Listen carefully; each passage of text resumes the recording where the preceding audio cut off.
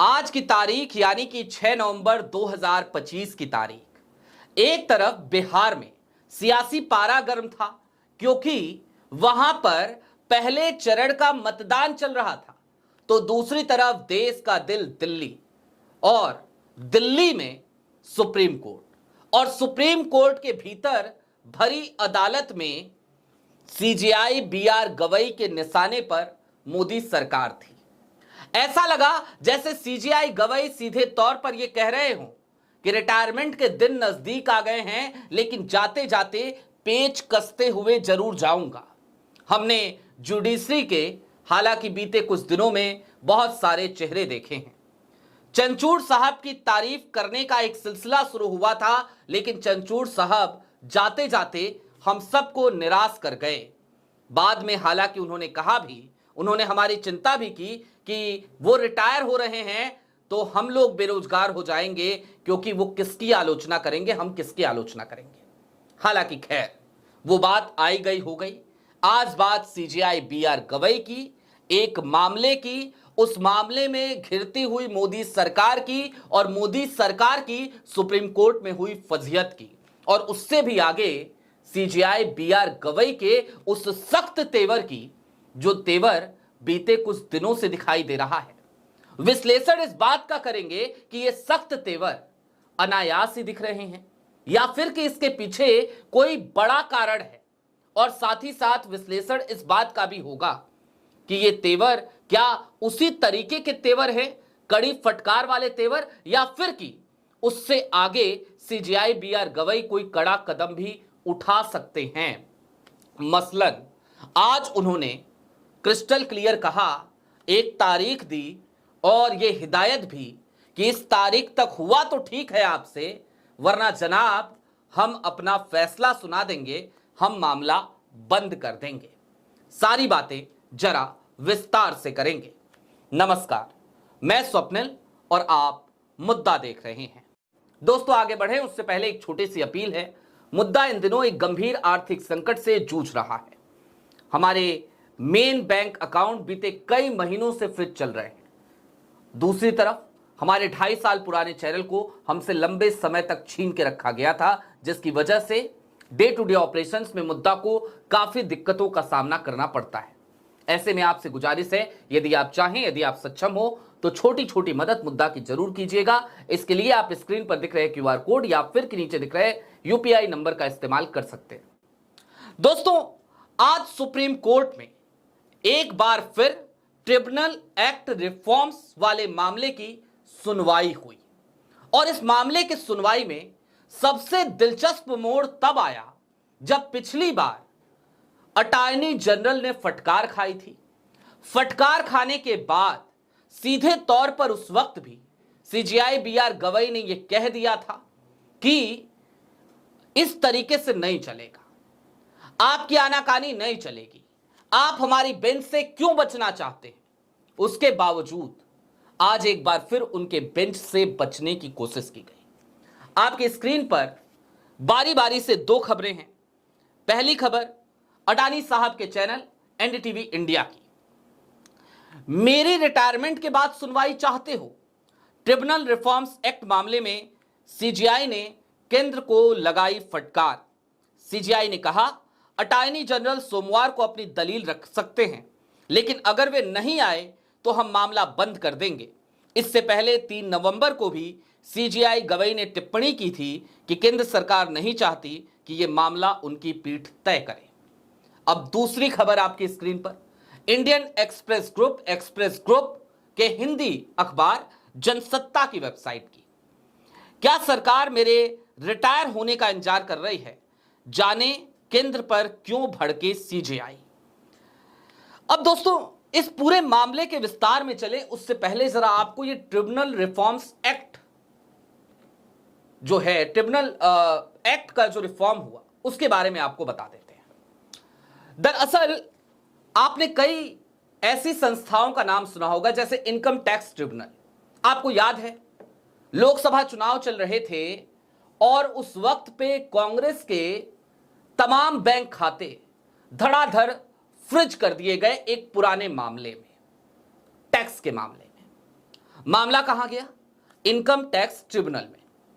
फौरी राहत तो थोड़ी बहुत मिली कांग्रेस को, लेकिन हां, पूरी तरीके से उसे न्याय कहिए ना कहिए, सब बात बराबर ही है, क्योंकि सर पे चुनाव है और देश का एक विपक्षी दल, सबसे बड़ा मुख्य विपक्षी दल, उसके खाते फ्रीज हो जाएं, उससे उसके तमाम संसाधन छीन लिए जाएं, उसे युद्ध में भेज दिया जाए, लेकिन हथियार उसके पास ना हो, निहत्था कर दिया जाए, तो इसे क्या ही कहा जाएगा? कुछ वैसा ही करने की कोशिश 2024 के लोकसभा चुनाव में कांग्रेस के साथ की गई थी। मैंने आपको यह मामला इसलिए बताया ताकि आप समझ सकें कि यह ट्रिब्यूनल कितना महत्वपूर्ण होता है। और बात जब ट्रिब्यूनल्स की होती है तो सिर्फ इनकम टैक्स ट्रिब्यूनल नहीं है, एनसीटी भी है, तमाम इस तरीके के ट्रिब्यूनल्स हैं। अब सरकार क्या चाहती है? सरकार यह चाहती है कि तमाम ट्रिब्यूनल्स में जो नियुक्तियां हों, वो तमाम नियुक्तियां सरकार तय करे। सरकार अदालत की दखलंदाजी नहीं चाहती। सरकार नहीं चाहती कि अदालत की किसी भी तरीके की दखलंदाजी हो। मोदी जी ये चाहते हैं कि हर जगह पर हमारे लोग बैठे हों, ताकि ट्रिब्यूनल से जितने भी फैसले आए वो फैसले हमारे पक्ष में आए। एक तरीके से इसे आप तानाशाही भी कह सकते हैं, लेकिन सीजेआई बीआर गवई यहां पर अड़े हुए हैं। मैं आपको एक मामला और याद दिलाना चाहता हूं, और उस मामले के मुख्य किरदार डीवाई चंद्रचूड़ साहब। आपको याद है, एक बार चुनाव आयुक्तों की नियुक्ति को लेकर सुप्रीम कोर्ट का एक फैसला आया था, और उस फैसले में क्या था कि भाई जो बॉडी बनेगी ना, उस बॉडी में देश के मुख्य न्यायाधीश भी होंगे। लेकिन तभी संसद से एक कानून आनन फानन में पारित कर दिया गया और उस नियम को धता बता दिया गया, सुप्रीम कोर्ट के फैसले को धता बता दिया गया। उस वक्त पे चंद्रचूड़ अड़े नहीं, भिड़े नहीं, लड़े नहीं, सरेंडर करते हुए नजर आए थे। हालांकि उस वक्त पे हम सबने चंद्रचूड़ साहब की बड़ी तारीफ करी थी कि चंद्रचूड़ साहब, आप तो वाकई में न्याय के देवता हैं, क्या शानदार काम कर रहे हैं आप। लेकिन चंद्रचूड़ साहब बाद में क्या से क्या हो गए, वो गाना है ना, क्या से क्या हो गए देखते देखते, तो उस तरीके से रंग बदल गए। अब आज सीजेआई बीआर गवई को लेकर यही एक छोटा सा अंतर हमें नजर आता है। मैं अभी फिर कह दूं, मैं तारीफ करने से अभी भी सीजेआई बीआर गवई साहब आपकी गुरेज करूंगा, मैं आपकी तारीफ नहीं करूंगा। क्यों नहीं करूंगा उसका कारण भी इसी वीडियो के अंत तक बताऊंगा। और वैसे भी आप इतने बड़े पद पर बैठे हैं, हम जैसे अदने पत्रकारों की तारीफ के मोहताज तो होंगे नहीं। खैर, अब दोस्तों, सीजेआई बीआर गवई ने आज क्या कहा इस पूरे मामले में, पहले आप वो जान लीजिए। क्योंकि फटकार लगाई यहां तक तो ठीक है, लेकिन फटकार लगाते हुए उन्होंने जो बातें बोली वो ज्यादा मायने रखती हैं। मसलन सीजेआई बीआर गवई साहब ने कहा कि हम आपको पहले ही 2 बार समायोजित कर चुके हैं, यानी कि आपने स्थगन मांगा या आपने वक्त मांगा या आपने व्यस्तता का हवाला दिया, तो हमने आपको समायोजित कर लिया, हमने आपको वक्त दे दिया, हमने आपको मोहलत दे दी। अब और कितनी बार दें? इसके बाद सीजेआई बीआर गवई अपना आपा आज की तारीख में खो बैठे कोर्ट में। उन्होंने कहा, अगर आप चाहते हैं कि यह सुनवाई 24 नवंबर के बाद हो, और 24 नवंबर के बाद क्यों कहा सीजेआई बीआर गवई ने? क्योंकि 23 नवंबर को रिटायर हो रहे हैं, और इससे पहले अटॉर्नी जनरल आर वेंकट रमणी को 3 नवंबर की तारीख को वो कह चुके हैं साफ साफ कि आप बेंच बदलने के लिए कैसे कह सकते हैं, सरकार इस तरीके की टैक्टिस कैसे कर सकती है। तो आज उन्होंने कहा, आप क्या चाहते हैं, 24 नवंबर के बाद इस मामले की सुनवाई हो? तो बता दीजिए, अदालत के साथ ये बहुत अनुचित है। हर बार आप अंतर्राष्ट्रीय मध्यस्थता का हवाला देकर स्थगन मांग लेते हैं। आपके पास वकीलों की पूरी टीम है, और फिर आधी रात को बड़ी बेंच को रेफर करने की अर्जी दाखिल करते हैं। इसके बाद सीजेआई गवई ने अपना पर्सनल एक्सपीरियंस भी साझा किया और कहा कि जब हम हाई कोर्ट में थे, अगर हमें यहां आना होता था तो अपने सारे ब्रीफ छोड़ देते थे। हमें सुप्रीम कोर्ट के प्रति सर्वोच्च सम्मान था। हमने कल के लिए कोई और मामला नहीं रखा था ताकि ये सुनवाई कर सकें और सप्ताहांत में फैसला लिख सकें। पीठ ने वरिष्ठ वकील अरविंद दातार से कहा कि वे शुक्रवार को अपनी दलीलें जारी रखें। दातार इस मामले में मद्रास बार एसोसिएशन की ओर से पेश हो रहे हैं, जो याचिका करता है मद्रास बार एसोसिएशन। सीजेआई ने कहा अटॉर्नी जनरल सोमवार को अपनी दलीलें रख सकते हैं, लेकिन अगर वो ऐसा नहीं करते हैं, अगर वो ऐसा नहीं कर सकते हैं तो हम ये मामला बंद कर देंगे। कुल मिलाकर सीजेआई बीआर गवई ने आज की तारीख में चूड़ी तो कसी, फटकार भी ठीक ठाक लगाई, इस बात की सीधे तौर पर धमकी भी दे दी कि भाई अगर आपको आना है तो आप सोमवार को आ जाइए। कल की तारीख हमने दे दी थी पहले ही, 7 नवंबर की तारीख हमने दे दी थी पहले ही, तो नियत तारीख पर सुनवाई जरूर होगी। लेकिन अब देखना यह होगा कि जो बात उन्होंने कही है कि 7 को सुनवाई करेंगे और इसके बाद सोमवार को अगर चाहें तो अटॉर्नी जनरल अपनी बात आकर रख सकते हैं, नहीं रखते हैं तो मामला बंद कर देंगे, तो उस तारीख को क्या होता है। और दोस्तों, दरअसल मैंने कहा था कि मैं आज सीजेआई बीआर गवई की तारीफ करने से गुरेज करूंगा। जरा यह भी समझिए क्यों करूंगा। सीजेआई बीआर गवई जब देश के मुख्य न्यायाधीश बने तो हम सबको बड़ी उम्मीदें थी। क्यों थी भाई?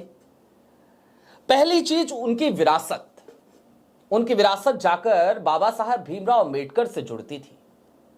हमको लगा कि शायद एक ऐसे फैमिली बैकग्राउंड से आने वाला व्यक्ति आज की तारीख में देश का मुख्य न्यायाधीश बना है, तो कुछ मामले तो ऐसे होंगे जहां पर एक परिवर्तन हमें दिखाई देगा न्यायपालिका के भीतर। लेकिन सीजेआई बीआर गवई के रहते बिहार एसआईआर के मामले में क्या हुआ, क्या होता रहा और क्या हो रहा है। उमर खालिद, शर्जील इमाम, आज भी उमर खालिद का ही वैसे मैं जिक्र करना चाहूंगा, शर्जील इमाम का नहीं, क्योंकि कई बातों से, उसके कई वक्तव्यों से हम खुद आहत हैं। लेकिन उमर खालिद, लॉजिकल बात करने वाला एक युवा, एक छात्र, उसकी जमानत अभी तक नहीं हो पाई। बार बार दिल्ली पुलिस को फटकार ही लग रही है पिछली 2 तारीखों में। सीजेआई बीआर गवई साहब जब सीजेआई बने तो जाहिर सी बात है कि वही तो तय करते होंगे कि कौन से मामले को कौन सुनेगा। रोस्टर के मास्टर तो वही हैं। उसके बावजूद इतने महत्वपूर्ण मामलों से सीजेआई बीआर गवई ने दूरी क्यों बनाई, ये एक बड़ा सवाल है। ये जब तक सीजेआई बीआर गवई सेवा में है तब तक भी रहेगा और इसके बाद भी जीवंत रहेगा। और ऐसा इसलिए भी क्योंकि तमाम सबूतों के बाद जब याचिकाएं पहुंचती हैं वोट चोरी की सुप्रीम कोर्ट में, जस्टिस सूर्यकांत साहब की बेंच में, तो वो भी खारिज होती हैं। बिहार एसआईआर में तमाम अटकलों के बाद, तमाम सवालों के बाद भी चुनाव आयोग को ऐसा लगा जैसे राहत ही मिल रही हो, तो फिर ये सवाल क्यों ना उठाए जाएं। बहरहाल सीजेआई बीआर गवई साहब, हमें उम्मीद है कि अपने रिटायरमेंट से पहले आप इस एक मामले में जरूर कोई एक ऐसा फैसला देकर जाएंगे जो मील का पत्थर साबित होगा। इसी आशा, इसी उम्मीद के साथ अभी के लिए दीजिए इजाजत। बहुत शुक्रिया। मुद्दा इन दिनों एक गंभीर आर्थिक संकट से जूझ रहा है। हमारे मेन बैंक अकाउंट बीते कई महीनों से फ्रीज चल रहे हैं। दूसरी तरफ हमारे 2.5 साल पुराने चैनल को हमसे लंबे समय तक छीन के रखा गया था, जिसकी वजह से डे टू डे ऑपरेशंस में मुद्दा को काफी दिक्कतों का सामना करना पड़ता है। ऐसे में आपसे गुजारिश है, यदि आप चाहें, यदि आप सक्षम हो, तो छोटी छोटी मदद मुद्दा की जरूर कीजिएगा। इसके लिए आप स्क्रीन पर दिख रहे क्यूआर कोड या फिर के नीचे दिख रहे यूपीआई नंबर का इस्तेमाल कर सकते हैं।